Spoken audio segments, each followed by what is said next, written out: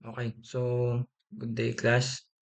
Ito yung additional lesson natin for force and interaction, yung 4.1. May additional kasi we have your superposition. Okay, so bago tayo pumunta dun sa ating lesson class, panoorin nyo muna mag-practice si sir maglaro. Okay, laro muna tayo.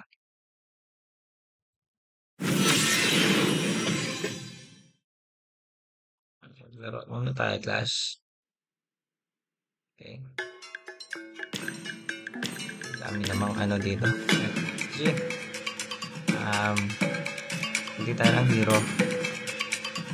Okay, go. Funny. Ano? Grabe na yun.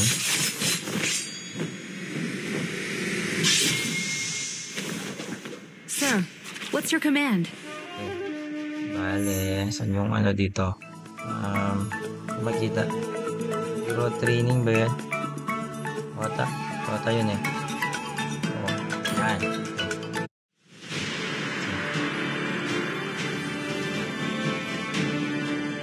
Wala magganito, class. Practice lang ako. Practice mo na. Uy, tumama. First try. Okay, ulitin natin. Tingnan natin. Ulit. Ah, darn it! I went a bit too far. Grabe. Tumama ulit.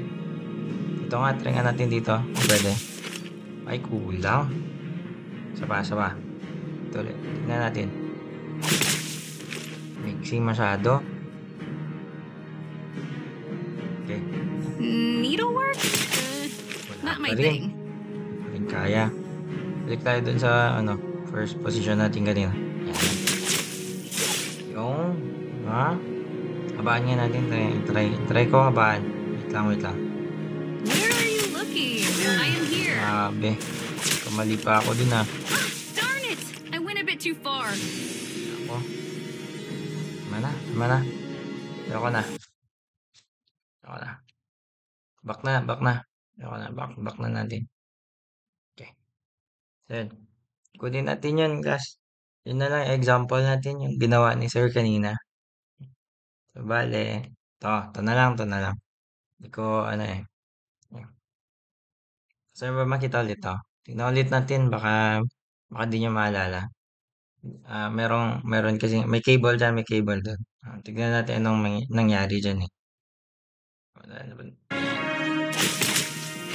No? No? Okay. So, bale, nakalipad na siya dito, class. Pero still, ito na lang. Ang ganda kasi nung ano dito eh. Itong part na to. Okay. So, try na. May sabihin natin may tension. Sabihin na lang natin may tension. Kasi syempre cable yan, di ba? Cable. Yan, may force tayo dyan. May force din tayo dito. Okay. Yan yung body natin. Tapos ito yung resultant. Yung resultant kasi class, di ba hinihila siya ng force, ng tension natin. Yan, may tension tayo dito, may tension dyan. Kapag nahila siya ng dalawang tension na to ng sabay class, yung resultant niya kung saan siya pupunta. Okay? Pupunta siya dito sa may direction ng ating resultant. Kung di kayo naniniwala, tignan natin ulit. Tignan natin ulit. Okay natin ulit. Dun siya, pumunta siya dun sa tabi ni Zilong. Okay? So, yung resultant, kung saan siya pupunta, nag-act yung dalawang force natin dun sa ating body na si Fanny. Tapos, um, itong dalawang to, iisa lang naman yung patutunguhan nila if ever. Or ni Fanny if ever, which is yung resultant lang. So, yung ano natin dyan, yung sinasabi ng superposition natin class, sinasabi niya dyan, means any number of forces applied at a point on a body have the same effect as a single force equal to the vector sum of the forces. Ibig sabihin, yan, okay? So, itong si F1 saka F2, mag-end up lang naman sila sa isang point na lang natin dito. Okay? So, bale, ang nangyari dyan, kapag tatanggalin natin tong F2, saka tong F1, same lang sila kapag sinabi na lang natin na tong F2 at saka si F1. Ito lang, si R. Okay? So, tawag nito, kapag ganito, dalawa, alam mo na kung saan mo gustong papuntahin si Fanny. Yan, isipin mo na lang yung yung dalawang forces na gagamitin mo, di ba? Pero what if, hindi lang naman dalawa yung ibibigay ni Sir na forces sa exam. Okay? What if, damihan natin yan. Yan. Si Fanny, dadamihan natin yung cable. Damihan natin, samahan nyo ulit mag-practice si Sir. Practice, yan yung practice ko. I am here. Oo. Hirap ako mag-Fanny class. Ang hirap pala nitong hero na to. You tag-alongs can't even touch my Hindi ka na shadow. bibigyan ng time mag-calculate to. Where are Hirap you po. looking? I am here. No? Grabe oh. I will fight alongside you, brother. Hirap naman mag-anim na cable dito. Darn it! I win a Yung. Okay. Yan. Okay. So, paano na kapag ganito? Meron na siyang, yan, may apat na forces ng nangihila. Okay. Tapos tong apat na forces na to, magsasum lang siya ng ito. Yan lang. Isa lang. Okay. So, balik ulit natin yung ating definition ng superposition. Okay. So, naging apat lang yung forces natin. Yan naman, kapag apat na, sir, mahirap na yan. O, di lalong-lalo na yung anim. So, paano naman natin to, papadaliin tong apat na to? Apat na yan. Yung dalawa, mahirap na nga kung hindi mo pa alam yung direction nung isa. Tapos ito, apat, may direction siya dyan. Dito. Dun pa. Tapos dito. Okay? So, ang gagawin natin, simplify ulit natin kasi nga sa superposition, nagsisimplify lang din naman tong superposition natin. Okay? So, simplify natin siya, class.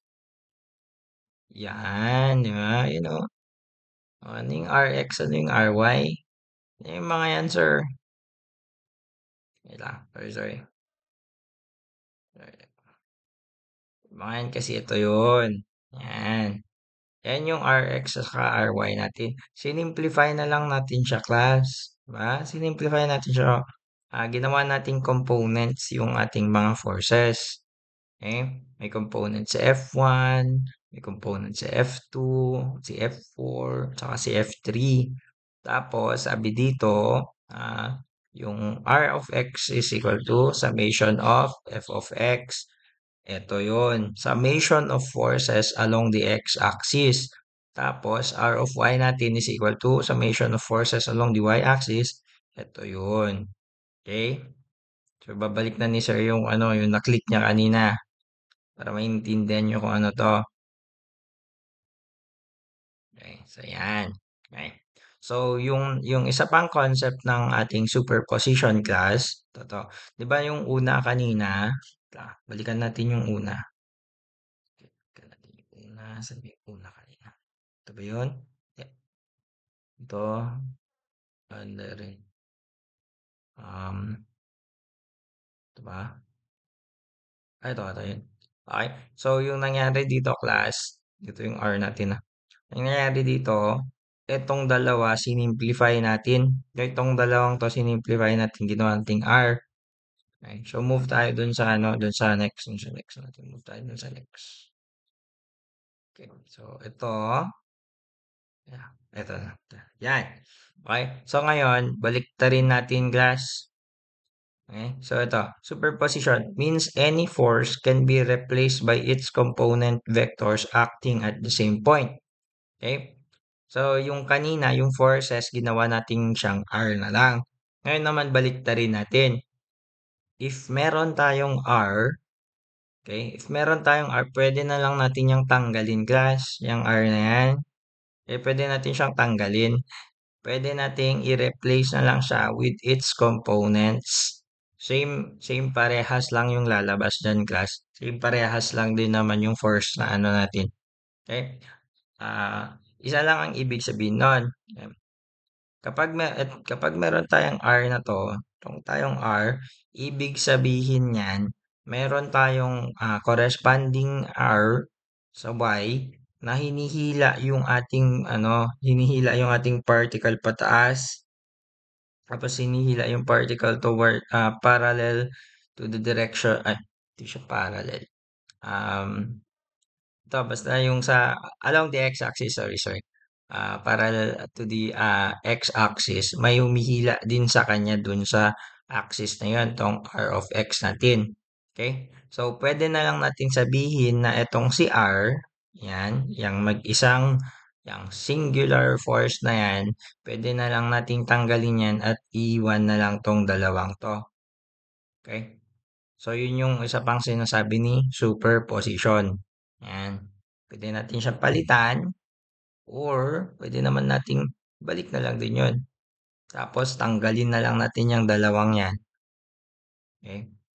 Pwedeng si R na lang or pwedeng si RY at saka RX. Okay? So, yun yung sa superposition of forces natin. Okay? So, yung sa first law of motion saka second law, sesend ko mamaya. Okay, send ko mamaya.